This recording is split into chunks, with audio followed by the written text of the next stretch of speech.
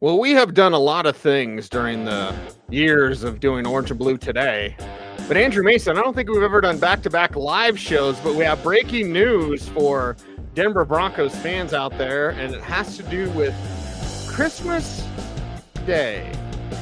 Yeah. Breaking schedule news. The full schedule doesn't come out until Wednesday, of course, but we officially know one game already. And let me just say, personally, I'm not happy about this at all. I'm a little mad. I think there are probably a lot of other Broncos fans who are going to be mad about this one too. The hint right there is the picture. Bo Nix in Kansas City. Mm-hmm. And yeah. The game is Christmas. The game is in Kansas City. And the game is Denver Broncos, Kansas City Chiefs, NFL on Prime Video, a Christmas showdown in KC, Broncos-Chiefs only on Prime. And the internet is reacting to the breaking news. Yeah. Now, it'll be on television in the Denver area. It'll be picked up by somebody over the air. So Sure. If you're in Denver, you don't have to have Amazon Prime to see the game. Now, if you're in Colorado Springs, you do. So that it's one of those weird quirks that you've got to be in the Denver market to see it over the air, and it doesn't cover any of the secondary markets like Grand Junction, the Springs, etc. But there it is. Christmas Day, or Christmas night, I should say, on the road. Boo! You just see the Homer Simpson boo? Yes. I mean, couldn't the NFL have done Christmas Day for the Broncos once at home? I mean, they went to Kansas City 9 years ago. Christmas night, Sunday night, NBC. Broncos got obliterated. The fat Tebow, Don Terry Poe touchdown pass. Remember that game? Oh, yeah. It was actually during that trip that Gary Kubiak told John Elway he was out after that season. That was it. Done. And then, of course, Christmas Day 2022 in Los Angeles, when the Broncos got destroyed by the Rams. Did you hear Baker talk about that? He was, I think, PFT commentator or whoever, those guys, Barstool guys. Yeah. Interviewed Baker, and he talked about that game specifically. What did he say? I basically landed on the plane, and Sean McVay threw everything at me. Well, he started before, because it was the game against, wasn't it the Raiders on Thursday night? Yes. Yep. And he had like 2 days of prep time, and they still won. He certainly had his feet under him by the time they played the Broncos, and was splendid. And the Broncos were terrible. And of course, you had the Nickelodeon broadcast where you had Patrick Starr after Russell Wilson threw the pick. Oh, that's not what he wanted to cook. You had the sideline fight, Dalton Reisner. Yeah, that was your Denver Broncos Man of the Year in the middle of a sideline fracas.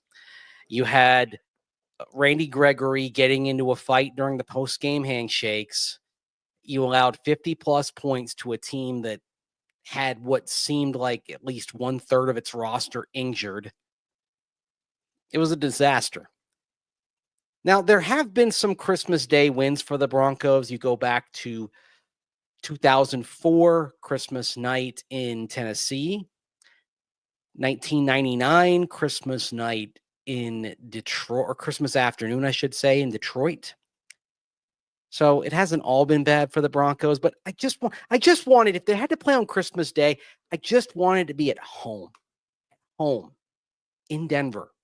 So, and I'm going to be selfish here, okay?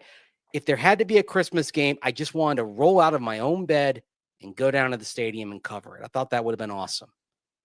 Didn't want to wake up in a hotel. Yeah, first world problems, I know. But yeah. No one wants to be away on Christmas. Mm-hmm. That's the thing. And the Broncos are going to be away on Christmas. So take it out on the Chiefs. Yeah, okay. That's true. And the Chiefs were at home on Christmas a couple of years back. The Raiders went in there and beat them. So There you go. There's some reason for hope. That wasn't a great Raiders team, but they went in on Christmas Day against the Chiefs and KO'd them. So maybe that's the present underneath the Broncos tree, is they snapped that losing streak to Kansas City at Arrowhead Stadium. Maybe that's what happens. But it's prime time on Christmas night. Crowd's going to be going crazy. The other disappointing part for me is personally, and again, this is just me being personal here, because it's Christmas Day, all the barbecue restaurants are closed. So I won't be able to go through my barbecue, triathlon. I can't eat because everything's closed up. So maybe it's Christmas. They'll make a special exemption for the NFL being there. Probably not. I've done Christmas in Kansas City before, 2016. Everything was closed up. Actually, the best memory of that trip, by the way, 2016 Kansas City, the game was terrible. It wasn't the game. I hated the game. Everyone in Broncos country hated that game. It sucked. They played terribly. Got blown out. The best memory of that was when I saw Rogue One. Memorable Star Wars movie. The best thing Disney Star Wars has done. Yeah, I went to see it the night before because that was at 10:30 at night. I'm like, oh, well, that sounds like a way to kill some time on a road trip, and it was great. Yeah. Fantastic. Now, do we know what week this is? The only reason I ask, and we've seen this before from the NFL, will they have already played the Chiefs? The NFL will schedule you, and then 2 weeks later, they'll schedule you again. Okay. So the way the schedule is, first of all, the NFL schedule in terms of when week 1 is, it's always relative to, as Sean Payton would say, it's always relative to Labor Day. Okay. So let's get out the calendar here, the 2025 calendar. Boom, boom, boom, boom, boom. And Labor Day this year, Cease, of course, is on September the 1st. And so that means week 1, the Sunday of week 1, is as early as it can possibly be. That means it's on September the 7th.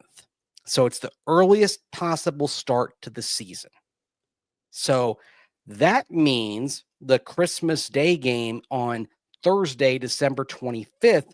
So the Sunday games are on December the 28th. That's week 17. So unless they decide to have the Chiefs play at the Broncos in week 18, and they're not going to make them play back-to-back games. No, they wouldn't do that. Okay. So this is another thing of what it means. What does it mean?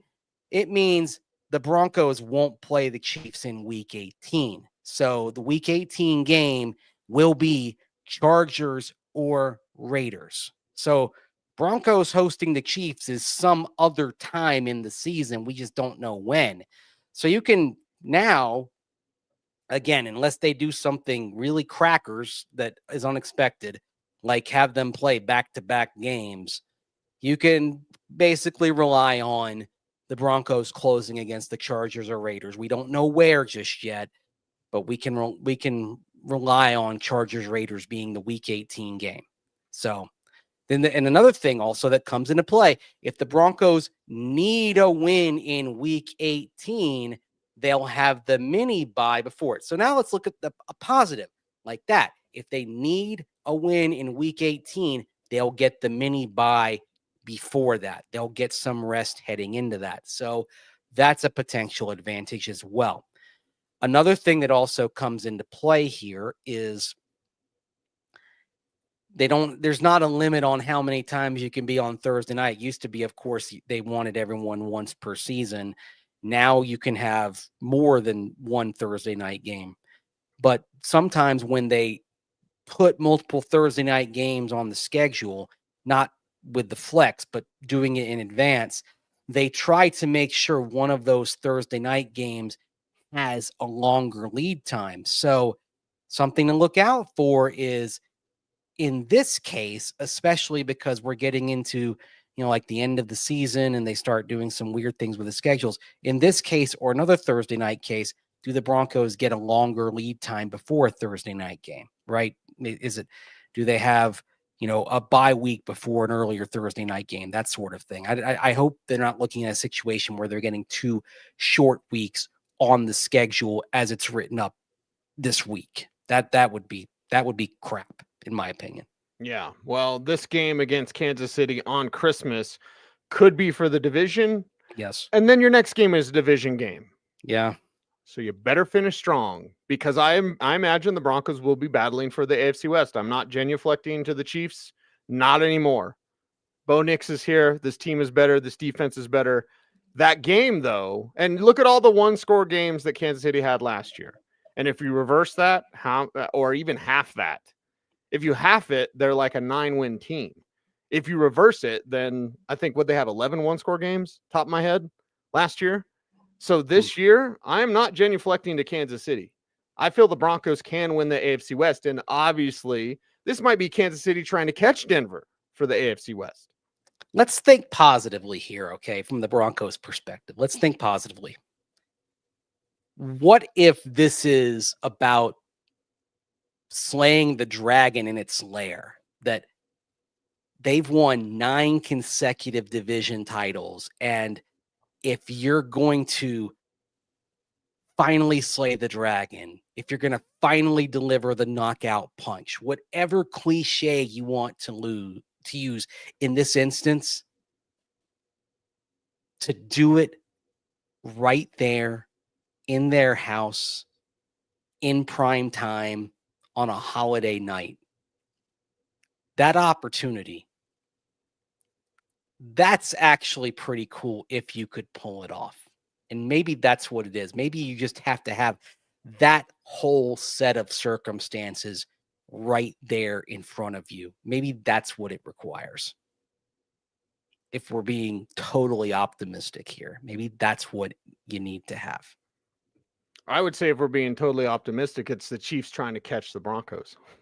Yeah, wouldn't that be something? Maybe they need a little home cooking. Imagine the storylines then, right? The Broncos could win this division with another win, and the Kansas City Chiefs are trying to catch them for a wild card spot. What if it's the Broncos going for a sweep because they beat the Chiefs earlier in the season at home? I love it.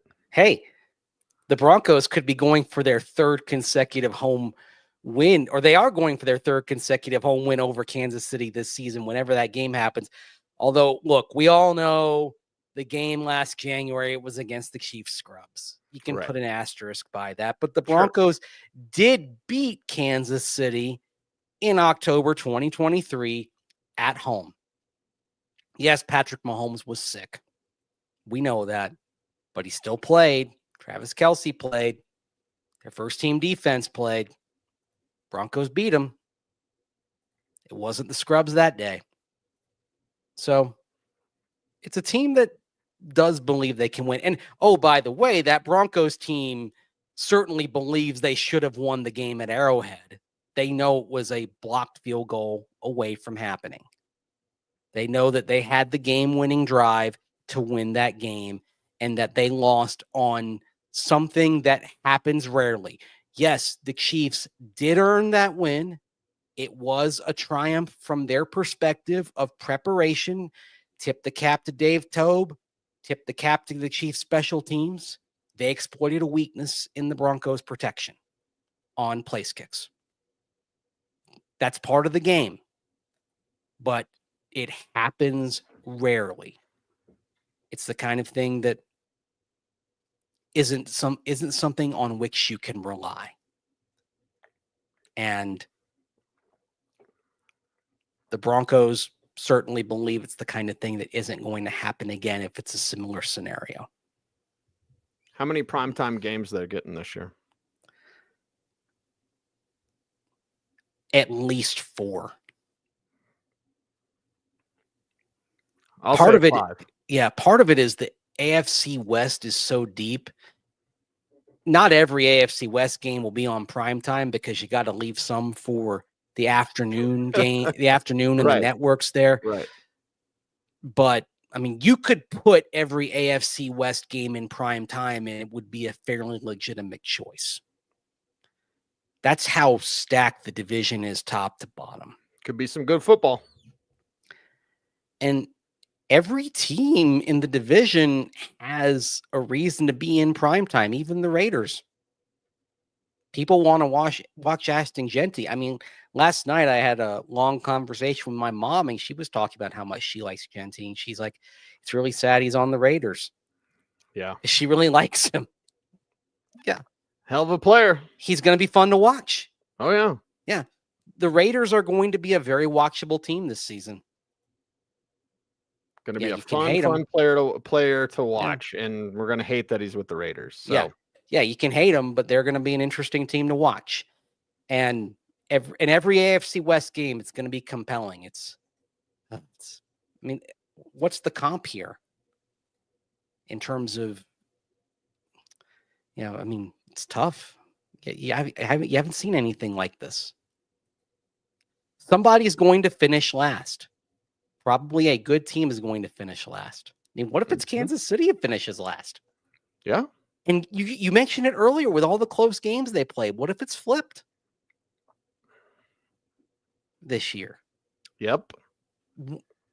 One injury, like the one injury, and it's not necessarily Mahomes. I mean, if you take Kelsey out, if Travis Kelsey is injured, that changes things for them. Even Travis Kelsey at this stage of his career, if you remove him from their offense, it's transformative. Are they really ready to replace him?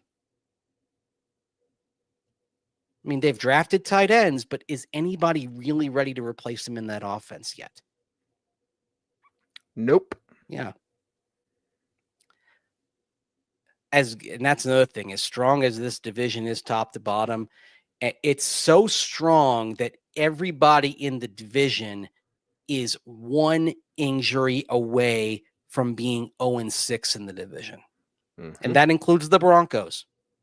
The Broncos are one injury away from all of a sudden being hard-pressed to win a game in the division. I mean, with all respect to Jarrett Stidham, if Bo Nix got injured, it's getting pretty tough to win a game against the other teams in the AFC West. And think about the wild card spots. They're coming from the AFC North or the AFC West. Yeah. And it's not just Bo Nix. If something happened to Pat Surtain, it's tough sledding. If something happened to Zach Allen, it's tough sledding. Every one of these teams in the AFC West, if you can pick like one or two or three players, any one of them, and if you pulled them off the roster, all of a sudden that they might be the last place team because this division is so stacked top to bottom. Probably with the Raiders certainly have the least margin for error, but if you took Kelsey or Mahomes or Chris Jones off of the Chiefs, all of a sudden they're not winning the division. Going to be tight and close this year. It's going to be nip and tuck, man. And so every little thing. Yeah. And that's why you've got to run up the score in the games that you should win. You're playing the entire AFC South. Yeah, Houston's a pretty good team. Jacksonville should be better. You got to go 4-0 against the AFC South, man. You got to go 4-0 against the AFC South. You've got to beat the Giants. You've got to beat the Cowboys.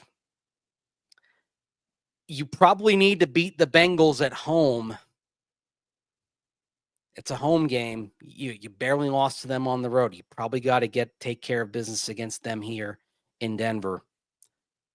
And you got to beat the Jets.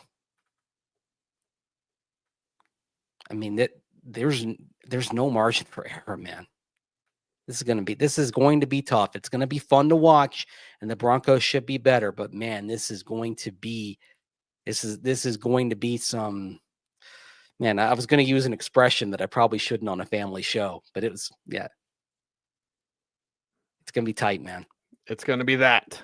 All that. Woo! We'll be here for you as the schedule announcements drop. We're going to do a schedule announcement show basically on Wednesday. We might know some more games by tomorrow too. That's, bits Will and we do pieces. 2 shows tomorrow? Who knows? Man, the NFL, man, what is it with the NFL turning this into an all-week thing with the schedule? My goodness, the schedule. Yeah. We've known who the Broncos are going to play for months. I mean, shoot, we know 14 of the games on the schedule we know 14 of the Broncos opponents in 2027 already, not let alone 2026. We know 2028 opponents, 2029 opponents. Not just who, but where. We know that. But people are still riveted on this. I mean, on the radio side, they're doing a 2-hour show on this. It's absurd. Yeah, it's the NFL. Yeah. Hype, hype, hype, as they would say. Oh, goodness gracious, man. And we're feeding into it because we do a 5-day-a-week show on this, man. Actually, and we're doing 6 shows this week. And we did a weekend show that across the platforms was watched by 25,000 people. Thank you very much for that. We appreciate your help. It. Yes. And your views and your eyeballs and your attention. It's the #1 asset, to quote Gary V. But Mace, before we're out of here today, how do folks help us out on YouTube? Like, comment, share, subscribe, hit that notification bell so that you never miss vid. I hope you do that at home with us as well. Thanks for watching. He's Andrew Mason. You follow him on all the socials at Mace Denver. I'm at Cecil Lammey saying OBT's a BFD.